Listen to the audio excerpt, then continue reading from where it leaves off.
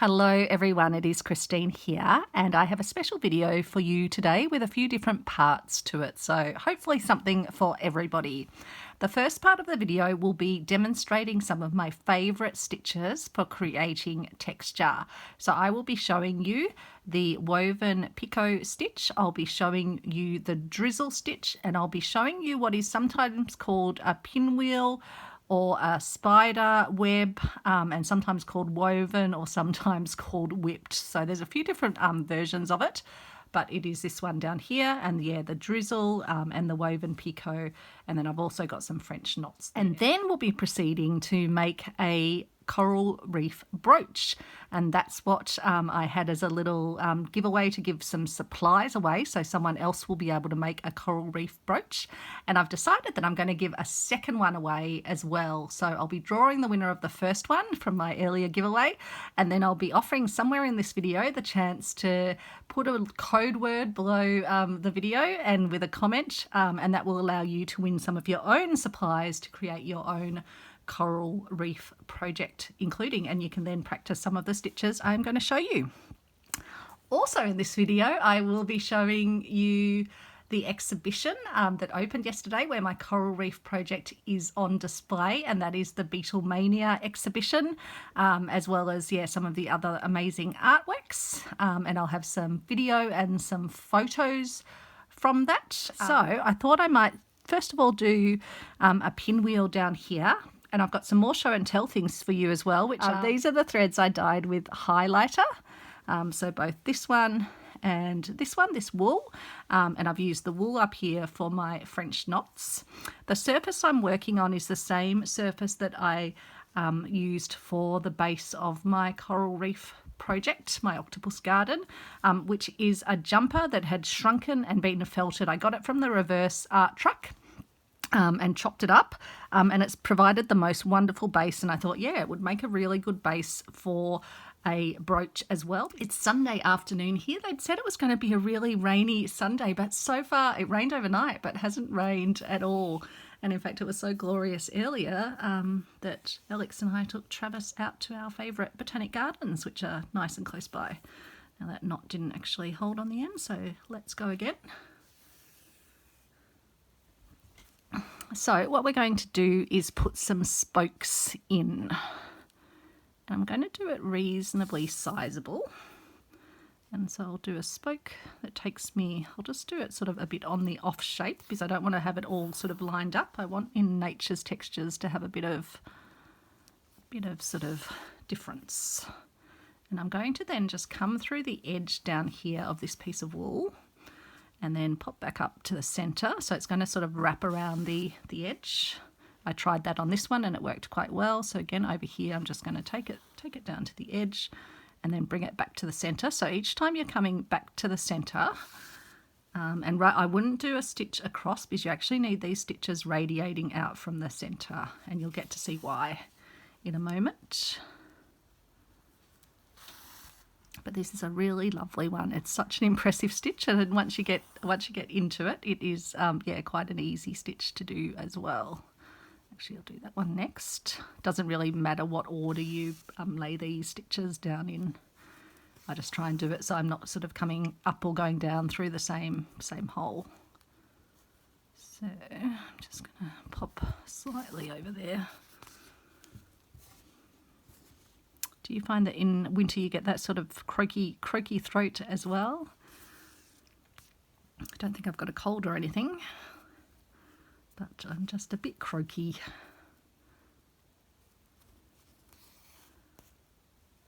Just want to make sure that stitch is holding itself there. So I'm just going to come up and just put a little stitch from the back to make sure this one does just sort of sit nicely on the edge. Probably want it just a tiny bit higher actually. See if I can just drag it up a little bit.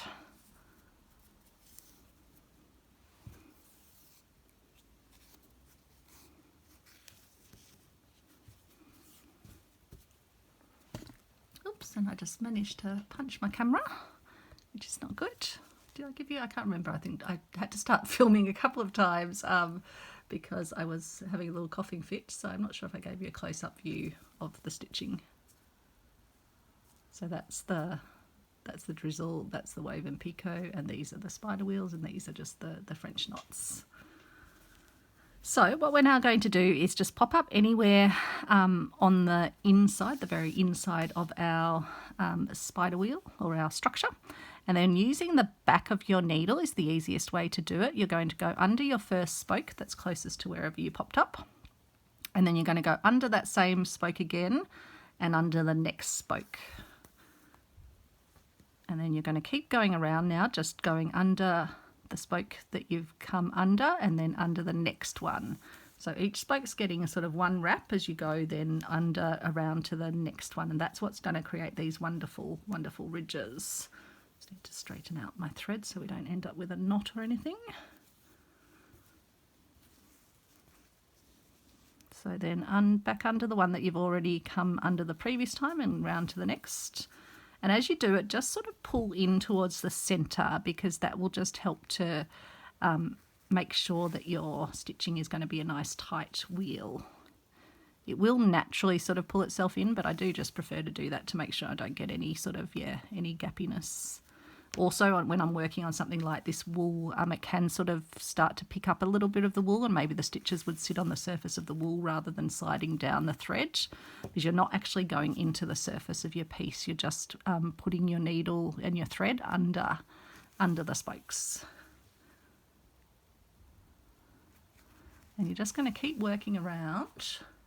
And again, I'll just click and make sure I'm in focus. I don't know if I was in focus for those few little stitches. You're just going to keep going around like this.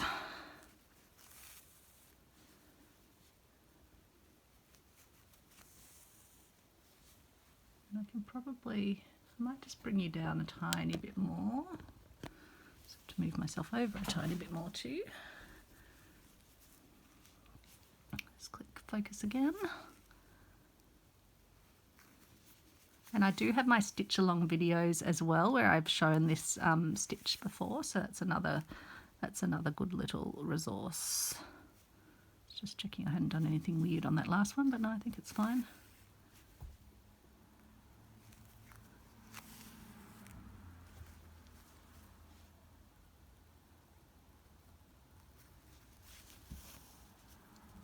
Got a little dog hair trying to attach itself into the piece.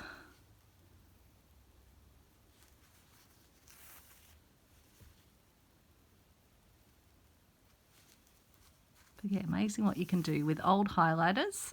Yeah, they were from when I did my studies, either I think probably from university or possibly my postgrad studies. So pretty old, and some of the nibs were sort of totally dried out, worn out, but you can still get a lot of dye out. I've still actually got the dye baths sitting out in some old Tupperware containers outside, or old plastic containers. Because I thought I might do a bit more, but it's been so, sort of grey lately. I haven't felt as inspired to be out in the garden doing dyeing. Although it's pretty easy, you just sort of submerge it in, and then after a few days you can rinse it out, or after a day. So it's not too onerous.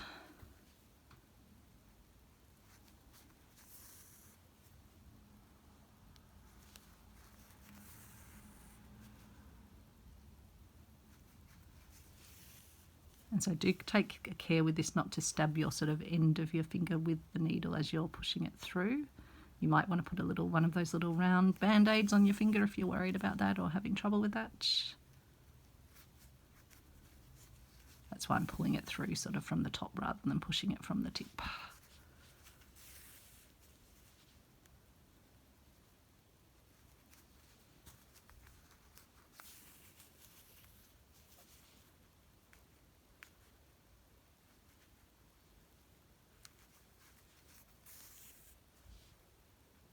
So I hope you are having a beautiful, or have had a beautiful weekend, probably by the time you're watching it. I think I'll probably load this up tonight if it will all merge all my footage together. Okay, and load up. Sometimes it takes a bit longer when you've got combined footage.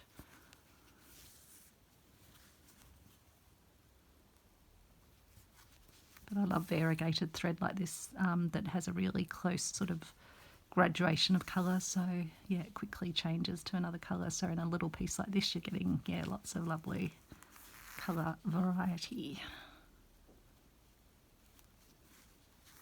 And I think I may well bring my little French knots down the side. So yeah, we can probably do some French knots as well after I've shown you the drizzle stitch and the woven pico.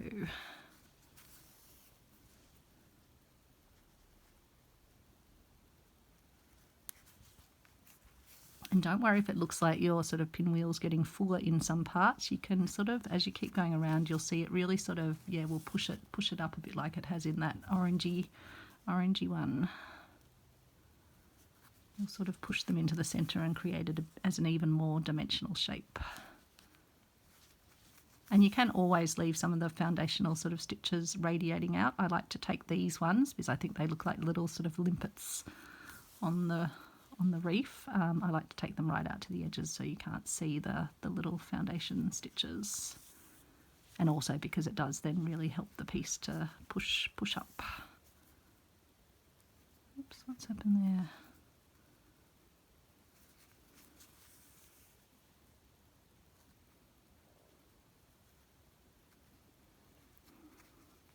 And yeah, don't worry if a few of your little sort of legs of your creature, if they end up sort of sitting closer, depending on how you lay your foundation threads, it won't actually matter. Because in nature, if they're on a sort of a uneven surface, some of their legs may be closer together or appear closer together. Yeah, it was so lovely at the exhibition just to yeah, have such a lovely response to my coral reef piece. Many of the pieces at the exhibition were paintings, so yeah, there was myself and Jenny Marie, who also does textile and fibre art. She had done Strawberry Fields as her piece, which were these little strawberry pots made entirely out of yeah, textile and fibre. So it's just so lovely seeing her work as well. And then we've had a few other folks join our art group who are also into textile and fibre art. So it's really exciting. It's a real little hub, and it's just incredible, just the quality of the work in the exhibition. It is amazing. There are a number of pieces that I would very much like to buy because they are just beautiful. So yeah, stay tuned. I will be putting into the video not just my piece in the exhibition, but yeah, photos of the other pieces in the exhibition. Been watching an episode of Fake or Fortune where they investigate works of art that they're trying to attribute to artists, trying to work out their provenance and compile their dossiers. I love all the words in the art world. So funny, provenance is the word that I keep forgetting. That's why I made an effort to say it, because I'm like, if I say it, I won't forget what it is. It's like my brain knows what it is, but just can't quite sort of remember what the word is. Do you have words like that you just, yeah, for whatever reason, they just won't stay in your head? And it's funny because I think I've watched all the episodes. I think I'm now on the sort of the replay round, but it just doesn't stay in my head for some reason. So I think that might be enough stitcheroos to have done. So I will pop down here to the back and I will just tie it off that. So let's, yeah, no, I said we'll come back and do the French knots after we've done the woven pico. So what was I using for my woven pico? I was using this, which is a Milford Satin 2-ply pearl number 5. So you're going to need a pin, a relatively long one, depending how long you want your stitches to be. And I will put it in here. So this is where the sort of the top of our woven piece will be, where I'm pushing the pin into the fabric, and then I'm going to pop it out just where I want the bottom, the base of my little sort of reedy bit to be.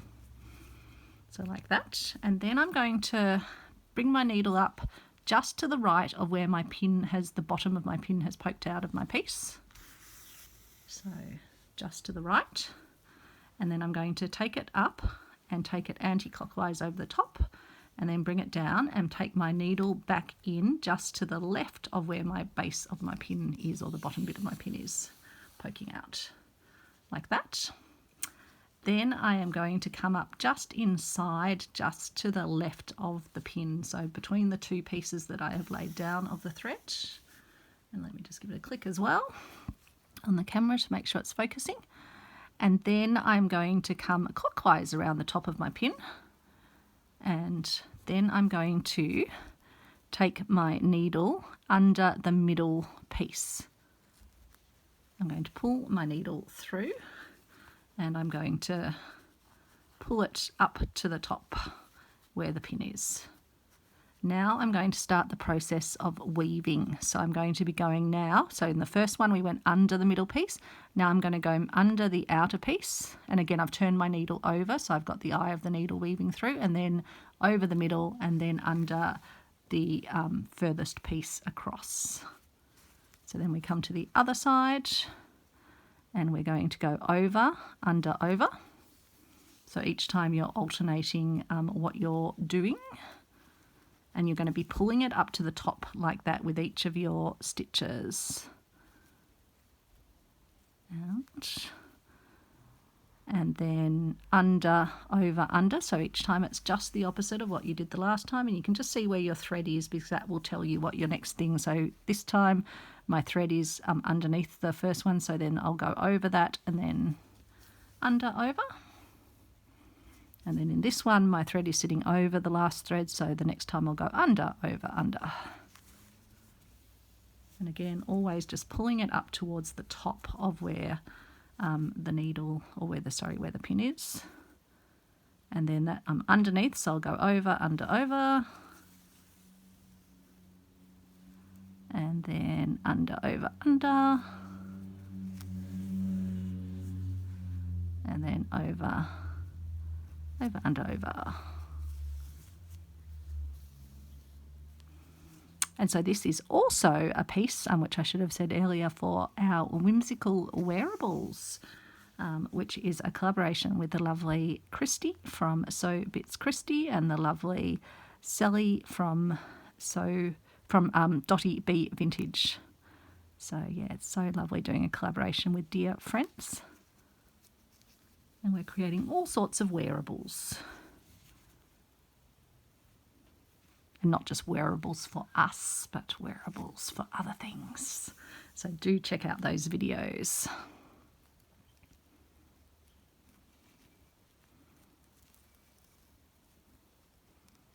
And our lovely friend Valita, she's been following along with quite a few of our wearables prompts, particularly the wearables like necklaces and things. And it's been, yeah, just so beautiful seeing Valita's work. So hello, Valita. So once you get down to where you're happy the base is and where you've got something that's woven all the way down, let me just zoom in so you can sort of see that, and I'll zoom back down to the table. You can then take your pin, first of all, take your piece of thread to the back, just where you've sort of finished up. So take that to the back, which will anchor it down, and then you can take your pin out. And then with the wool, it will have just slightly marginally attached itself just to a few fibres. So pull it up from the surface, and together all these lovely bits create a really wonderful seaweedy, again, let me come down, a lovely seaweedy sort of look, don't they? Come up again, bring you into focus. And it's great doing it in a variegated thread. I'll also link below this video to where I've demoed each of these stitches in our stitch along that we did a little while ago to create our dictionary of stitches. So I'll include the woven pico, I'll include the drizzle stitch, and I'll include the spider pinwheel video, which might have had a slightly different name. So let's show you now the drizzle stitch, which I do love, apart from the fact that I have to sort of re-thread my needle. I'm just going to have a look if I've got a bigger needle I can use actually. I've got my little pin cushion there, and I've also got my, got my little Red Riding Hood pin cushion, or not pin cushion, needle book as well, which is very, very sweet and fun. So I've got a video on that just before this video. Probably it will be in the order if you're wanting to see how I made that one. And I've got a free pattern for that in that video as well. So not only do you get to see the video making it, but you can make your own. So for this, I'm going to use this lovely wool, which I dyed with my Inktense. And so I'll take a bit of that wool off. Where's the end of my wool starting? There we go. Let's get a good length of that. So yeah, it's been a beautiful weekend. It's so lovely, yeah, being around other creative folks. So I'm going to pop through from the back and have the knot on the back, and then I'm going to poke my needle just down into my piece. So it can be useful to put something that you can really sort of push your needle down into. So for example, I could use a piece of wool, and then what you're going to do is unthread your needle at that point. So you can take it out, and then you're going to start making a knot around your finger and then turning it upside down as you put it over the needle and then pulling it down. So this motion over and over again, making a loop and then putting it on. So making a loop and then passing it over the top of your needle. Making a loop and passing it over the top of your needle. So it's sort of twisting it, making a loop and then popping it on. So you're not just going like that, you're actually making a loop, turning your finger and popping it on. Oops. So when it slips off. Making a loop, popping it on. Just move you down a smidge just to make sure you can see. Making a loop and popping it on. So making a loop with your finger and popping it on. So you should be getting this little sort of area of almost like braiding up the edge of it. That's how you know it's right. And so this is a form of Brazilian stitch or embroidery stitch, where I think they do quite textural stitching as well. And it's like the cast on, it's similar to the cast on stitch as well, which you can use for making roses and other things. Again, that's another stitch I demoed in my stitch along project, or our community stitch along project. So you can make these as long as short as you want. They will sort of twist depending how you want them to be when they come through. I like them to be quite twisty. So I'll make mine a decent length. And they don't all have to be the same length, because in nature they wouldn't be if they were parts of a reed or seaweed. So at that point, I've done my last one of the length I want. I'm just going to then try, hopefully, be able to do some decent threading through in this video. Then I'm going to remove my little area that is my pad. I'm going to make sure my thread's not sort of twisted or anything. And then I'm just going to gently pull my needle down into the piece and just ease these off the needle.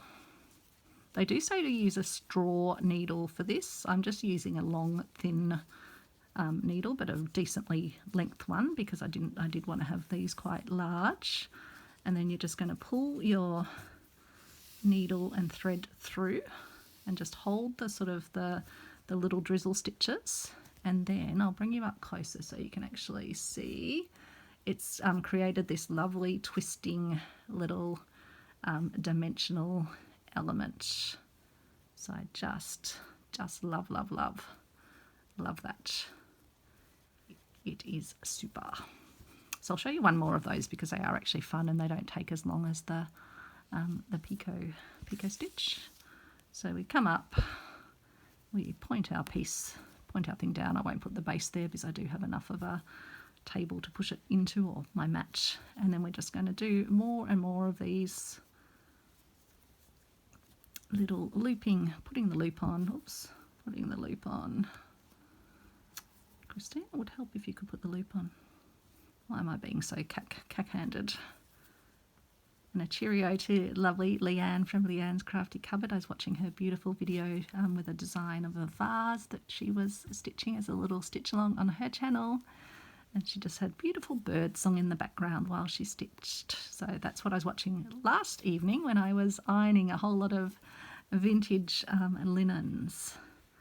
So I want to get myself all sorted out. I feel like I have reached, I think, peak linen. In fact, let me make sure we're staying in focus. Probably wasn't for a moment there.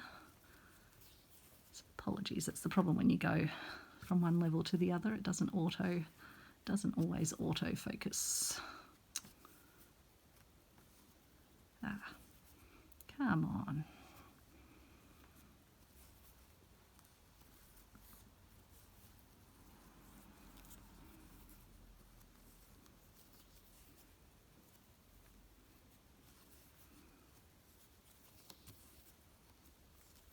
Just keep going until you've got enough. I'll just probably use up this little piece of wool. I'll leave enough to be able to thread through at the end and put my stitch in. Whoops. What did I do there? I did something odd, so I'm just going to undo that one because I think I went twice, did a double loop or something. Okay, that's probably, I'll do a bit more. Why not? Let's do extra bendy. Okay, that's probably enough. Don't want to tempt fate too much. Let's put a little.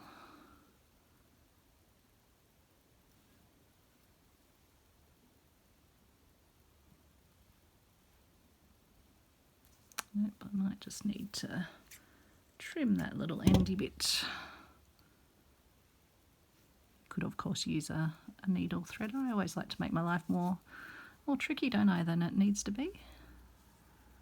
Now let's just make sure we're not getting a knot or anything with our end. Nope. And so then we'll just ease it off the needle as we pull the needle through.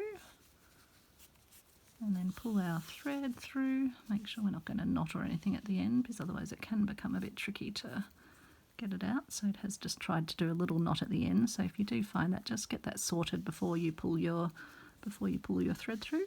Otherwise you might end up with a little loopy bit, which actually wouldn't have looked that bad on it. So I wouldn't have died in a ditch over that. So that's just another one. So yeah, just love those, and they go really well with the woven pico. I think this is my highlighter coloured wool, and it doesn't come off on your hands or anything. That's the other thing that you can see. So I'll just do a few sort of continuing down the edge down here, I think, where I haven't gone right up to the edge with my pinwheels. And I think it just kind of is how nature works, isn't it, where it will travel its way sort of down an area, so it kind of makes sense that it would be continuing its way down here. And that's what I like to think of when I'm looking at my nature's pieces. Think about how would nature behave? What would sort of infest into the little cracks? What would be where?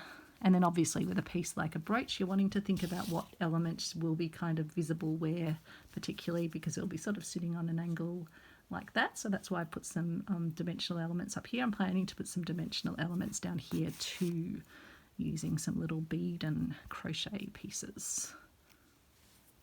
I love those pops of colour you get with the highlighter. And so I'm not worried with these French knots if any of them end up sort of loopier or tighter or anything. It's all going to just add to the vibe. As you can see with the wool, the French knots sort of start to fill the area really, really quickly. Got another fun project actually in mind for using some coloured dyed wools.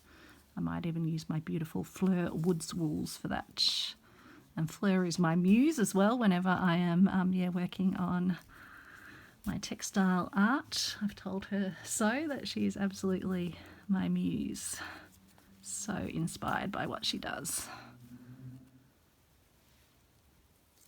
So yeah, that's just really a lot of fun.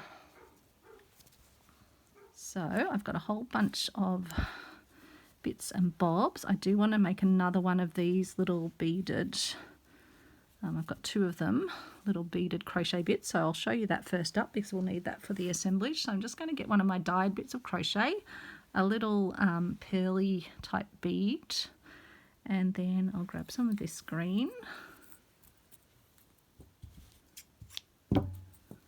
And then we're just going to put some little stitches in the end first, just to secure the end of our thread. So I pulled through the first time, so I'll just be a bit gentler. So I just like to kind of put a few stitches in to make a nice solid hold to start. And then I'll jump over to the other side and put a stitch in. And then I'll jump over to here, put a stitch in, but I'm not pulling them tight yet because I'll pop the little bead in before I do that.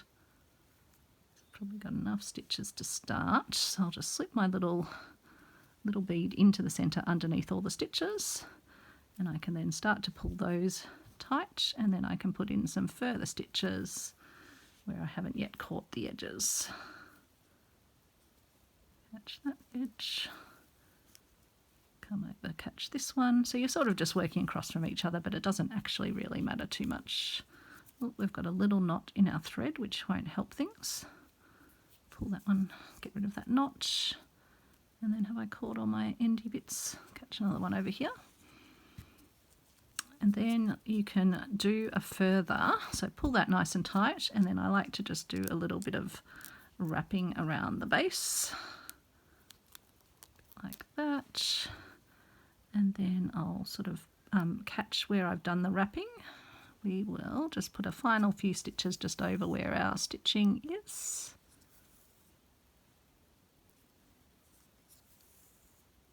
So let's have a think how we want to lay out. I'd have had a bit of a pre-think, but I always change my mind as I start to put things together. So I was thinking I might use this one as a bit of a dimensional sort of element to stretch around, maybe around that way, or do I want to bring it more like that? Let's have a bit of play.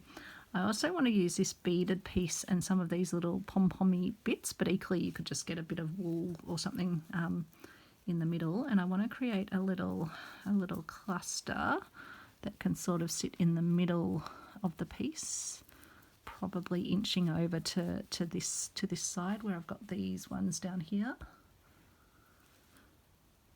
I don't know if I need to even bring you in a bit closer. I'll just zoom you in a little bit. I just want you to be able to see enough of the piece.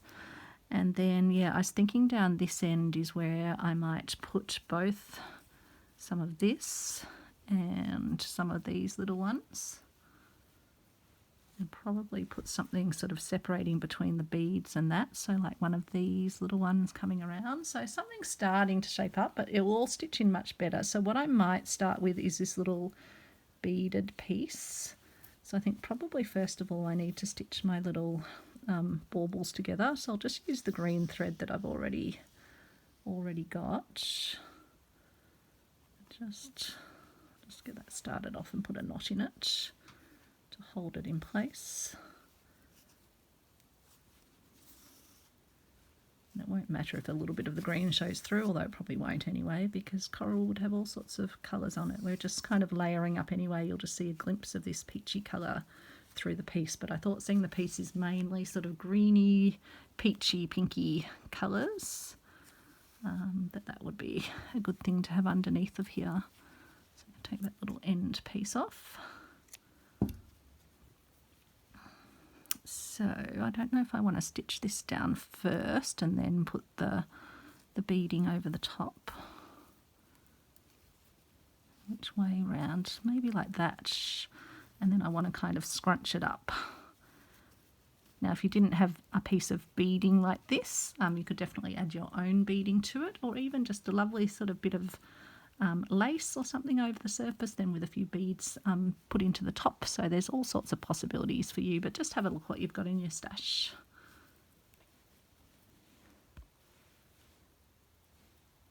So I think that will work pretty well. So I might just use the thread that I've got to sort of broadly anchor this into the piece. Broadly put it about there. And then we'll probably be re-stitching into it anyway when we put our lacy bit on the top. But we just want everything to be holding nicely. And as I say, when you stitch into the piece as well, it starts to take its own shape.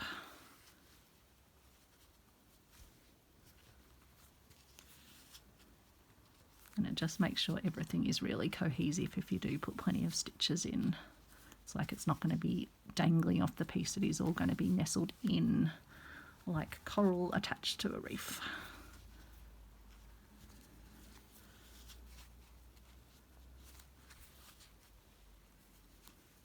And these were ones that I dyed with my Inktense as well, or these ones might have even been done in the highlighter. I can't quite tell. So just tie that off on the back to make sure it's secure. And then, how did I have it? I had it sort of coming over like this, didn't I? Yeah, so I'll tuck that bit under, and then I don't want to drown out any of my little drizzle stitches or anything. So yeah, I want it to kind of come like that. So am I going to want all of the area at this end? Maybe not. So maybe I can leave a bit of this to use for something else. Try and cut sort of between where your beads are. Otherwise you might find you have to sort of reattach some if they become loosey-goosey.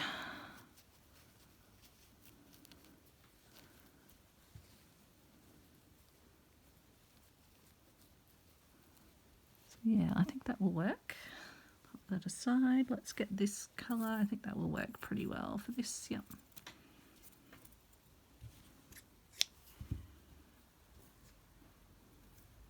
Might have already had some of that in my needle, but never mind, we'll just rethread.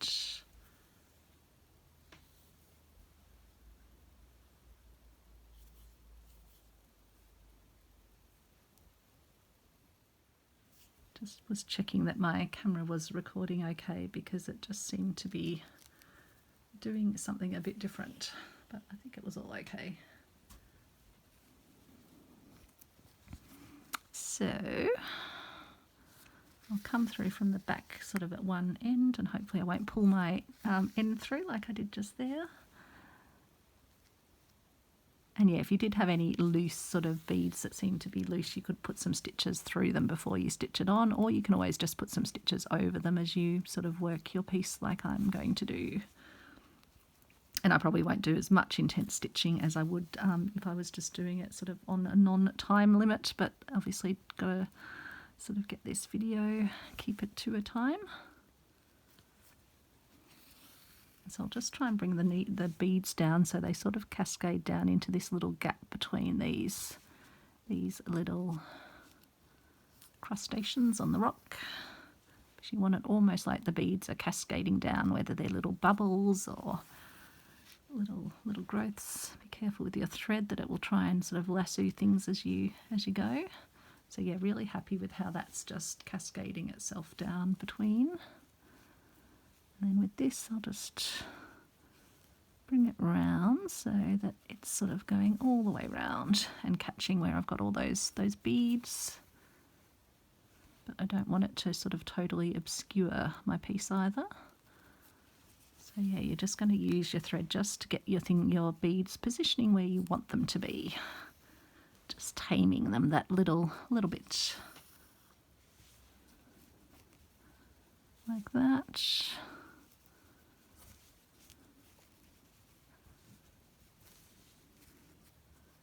And I'll have this little bit come down around here, I think. Why not? It's almost like I did my French knots almost to the right spot. I'll probably only do maybe one more or a couple more around into this.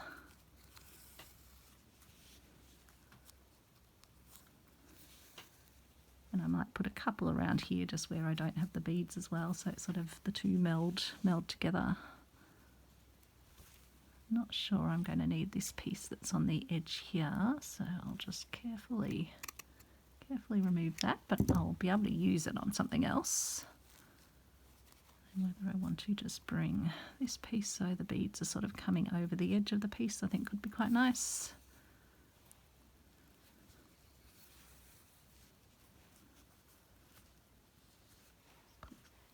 Zoom again.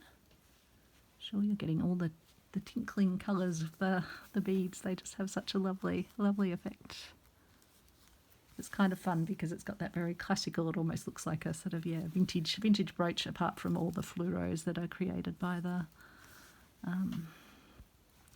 stitching that I've done. Now I like to crunch my beads up. I don't want to sort of on this piece leave them in neat rows. I want them to be dimensional and textural and not to look like a beaded piece per se. So there might be pieces where you do sew your little beaded pieces on very straight because you want to sort of keep the original design. Here I'm just using them as a quick way to get that beautiful beaded texture onto the piece. And then with this I'm just going to nestle it around the base.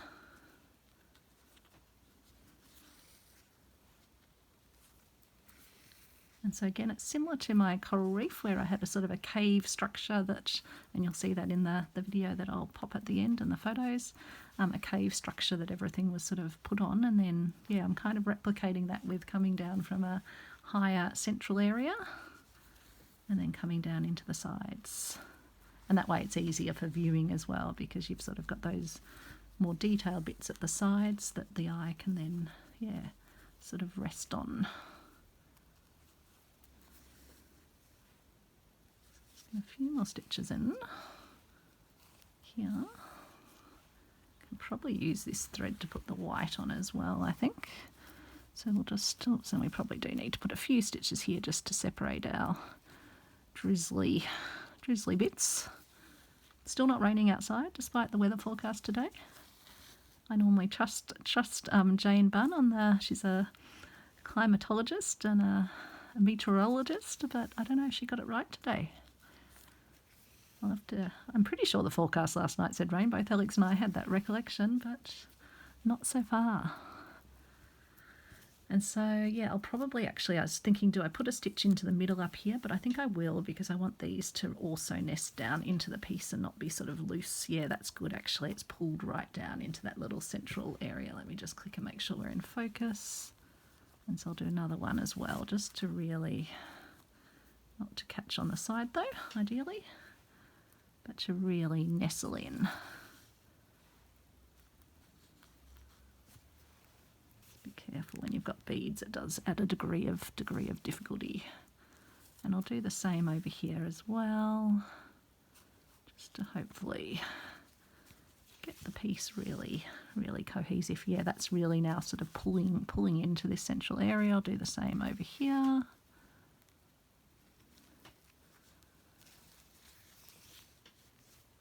So now that's kind of given it, yeah, made it quite cohesive. It's brought it down more into the piece.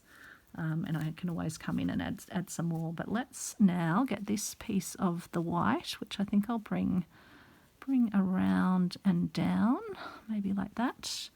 So this is where I was thinking I can still use this thread. Let's just travel the thread up the back of the piece to get it closer up to where I want it. So we'll start the white up near our drizzles, because that will provide a nice little rest for the eye from the colour. And then, yeah, I think we can bring it in down here.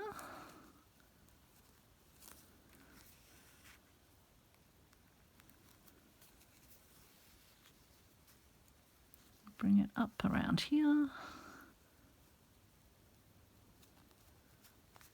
So I'm just sort of taking my stitches just through these, and yeah, these gathered pieces I showed in a previous video, which I'll link to below this one, and I also showed how I dyed my pieces with the Intense, although I've also done the fluoro. So I'll link to all those videos. There's a multitude of videos that have gone into the making of this particular piece. Now I was thinking I would put this green down here and have my little bobbly bits down here. So I think that's probably what I want to get on here next. Position it to get it where I want. It's not too bad because you can kind of position as you go. If you don't get it quite right first up, you can just add some more stitches to get it sitting how you want.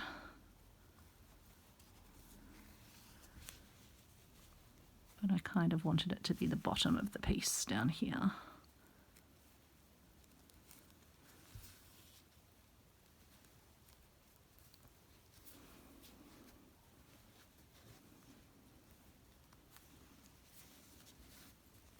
And I thought it would go well if I put those other little crochet bits with the pearls down here, sort of in a little cluster. because then I think you've kind of got some interesting dimensional elements up the top and some interesting almost like little stitch, so it kind of is just a nice balancing, I think.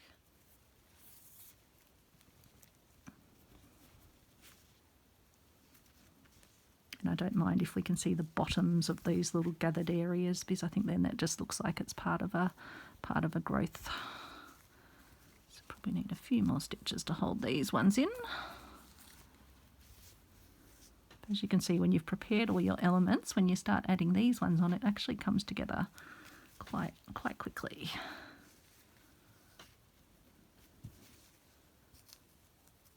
So I will let you know, I'll be drawing out my first giveaway shortly, but if you want to enter my second giveaway, which is also to win another pack with just the sort of the making, so the bits of coloured lace and coloured thread that you can use to make your own coral reef, what you'll need to do in the video that I'm going to show you, or sorry, the photos I'm going to show you from the art exhibition, the Beatlemania art exhibition, is include in your comment the name of one of the Beatles songs that is shown in one of the artworks. And you might have a very easy time to put in the name of my piece, because if you've been watching my videos, you will have seen it referenced, but hopefully you'll see the references that the other wonderful artists at the Beatlemania exhibition have made as well. And so I'll just look for someone that's referenced one of the songs, titles of a song or part of a title or a lyric that's referenced in one of the Beatlemania artworks, and put that in your comment below the video, this video. And I'll draw that out in about a week's time. So I think I'll leave that for now. This lovely little one, which I thought could be nice to sort of meander over the top over here. What do we think? Yeah, I think that could be good. And bring it around there.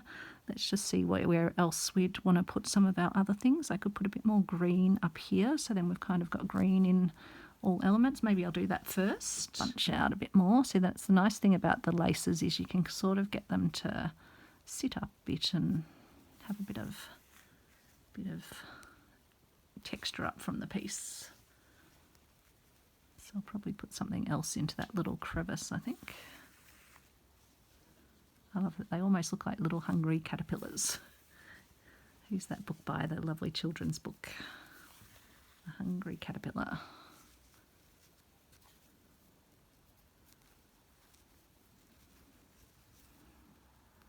Got this lovely little tidbit of colourful lace. I might use that too. I'm not going to worry about changing my thread colour, because I don't think we barely see it, and if we do, it's just part of the reef anyway.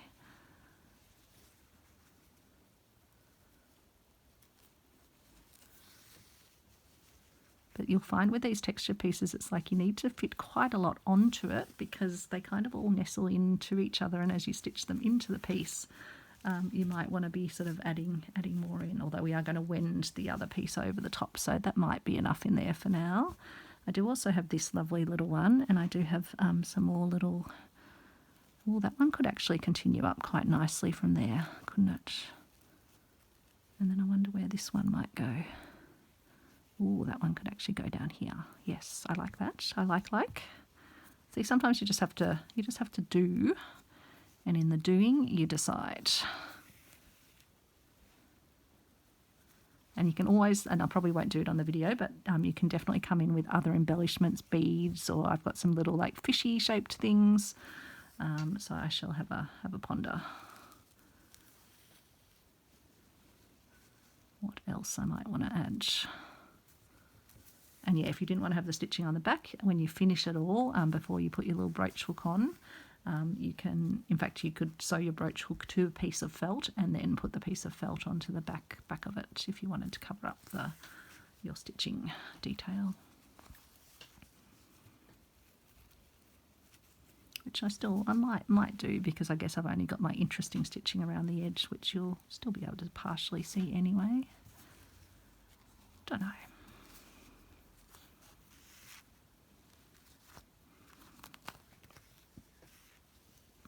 What I love when you can see the stitching is, you know, it's done by hand, not done by a machine.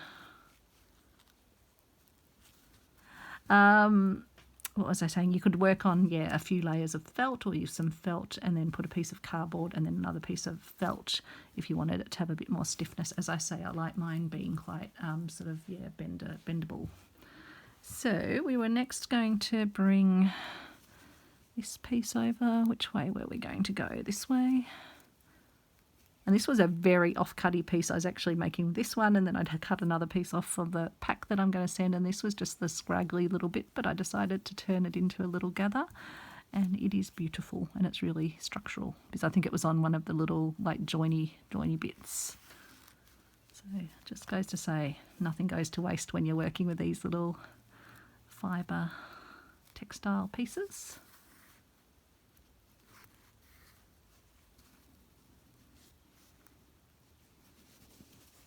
I think I'll bring this one over like that. Oops.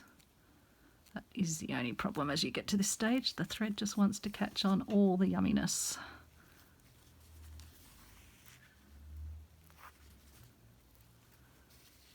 Okay. Where do we want to bring it? Down there, up there maybe.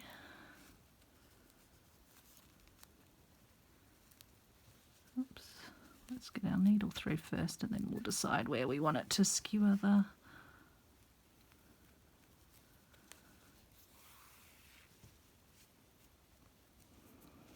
Bring that down. Maybe bring it down there. Yeah, I think that could work. What do we think?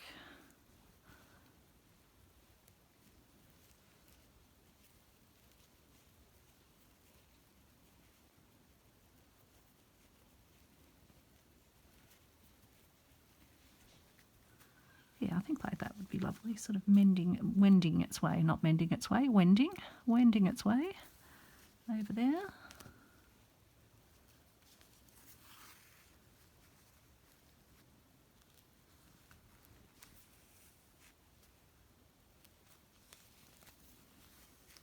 And so I've not seen anyone else doing their coral reefs, anything like these. I've certainly seen elements of this stitching in some other people's coral reefs. And Fleur, I think, uses all of those in her coral reefs. Well, she uses so many different techniques, but I'm sure she uses all of those. Can't remember if I've seen her doing the woven pico. Probably have. She's very generous at her workshops for anyone that doesn't know a stitch or anything. She'll sort of demo it as many times as people want. So it's sort of very much self-guided, but guided in the sense that she's there. But then you're kind of able to self-determine what you need from the workshop, which is why Fleur's workshops are so freeing, and she's so encouraging. And encourages everyone to see themselves as an artist. But then down here, I was going to put this one, wasn't I? Yes. And so then we probably will just need something in there. I do have another one. So we'll come back to that one. Where are we down here? Yes, we're down here. So we can stitch this one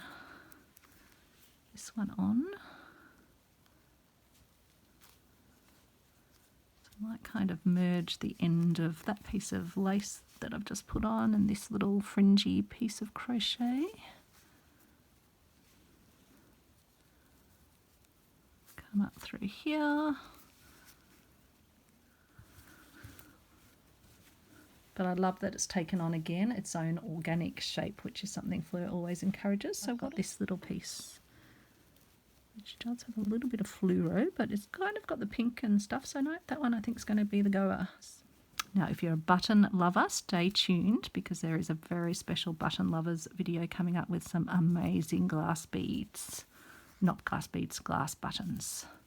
And I've got a whole lot of project ideas for ways you can honour them and celebrate them and have them on display to look at as well, that involve slow stitching.